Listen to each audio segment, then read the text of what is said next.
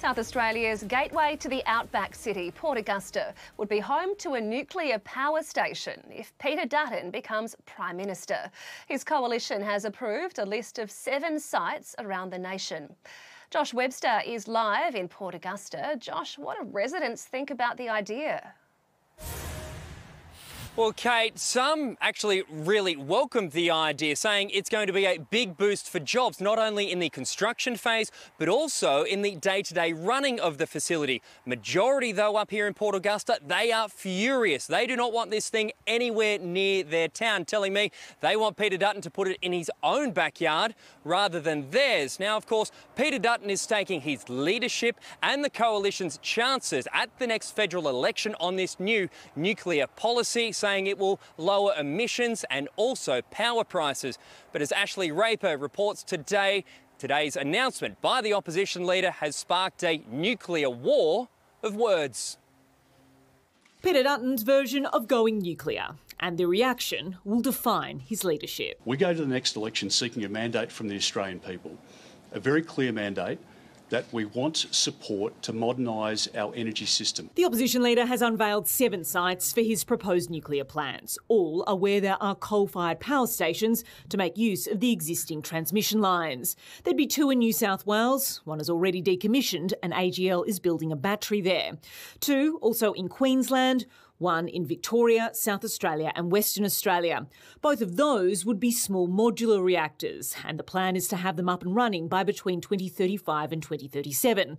Experts will advise whether the rest will be small reactors or large plants and will be operating by 2050. They'd be government-owned, but there's no price tag yet. But it will be a big bill, there's no question about that. There is a question about how they get the sites because they're not government-owned and what that would then add to the cost. The Commonwealth has ample power to compulsorily acquire that site with just compensation. Then there are the states. We won't stand for that. We absolutely will not stand for that. Why isn't he telling people how much that is?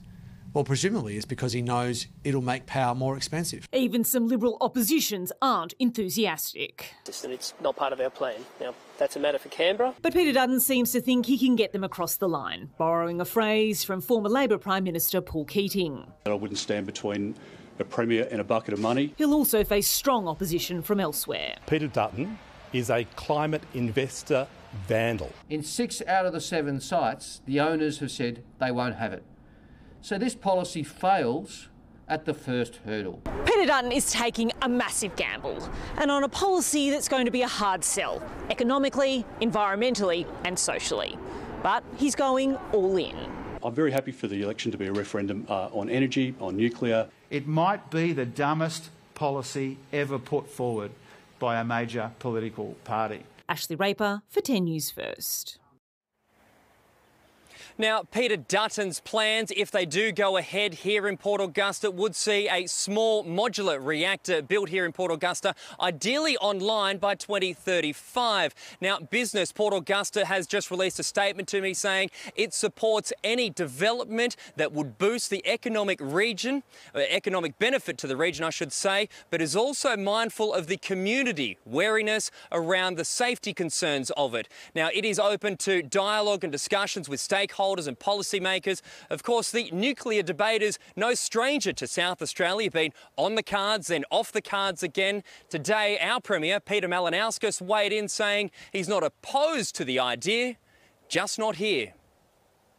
Port Augusta was once the powerhouse of South Australia, and it might well be again. More employment, more diversification, you know, the area needs it. Bring it on, I reckon. Bring some work to the place. There's nothing here.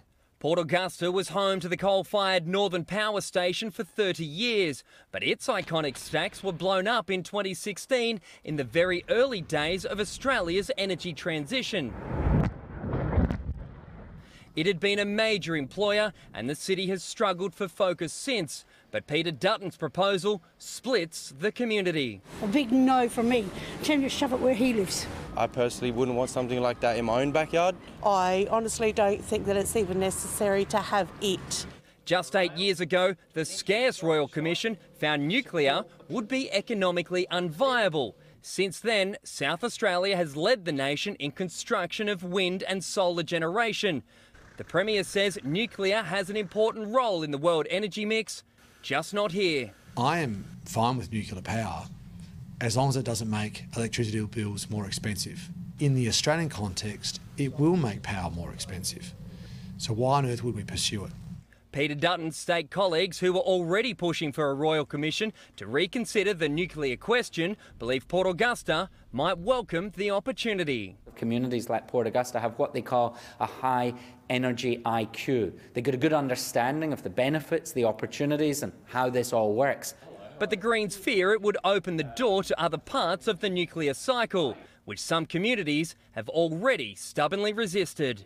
Whenever the Liberals put forward this proposal around a nuclear industry for South Australia, tied to that is a proposal to dump the waste in remote communities. The state government has its own ambitious plans to turn the Upper Spencer Gulf into a hydrogen hub and says green energy, firmed by gas, is the best solution.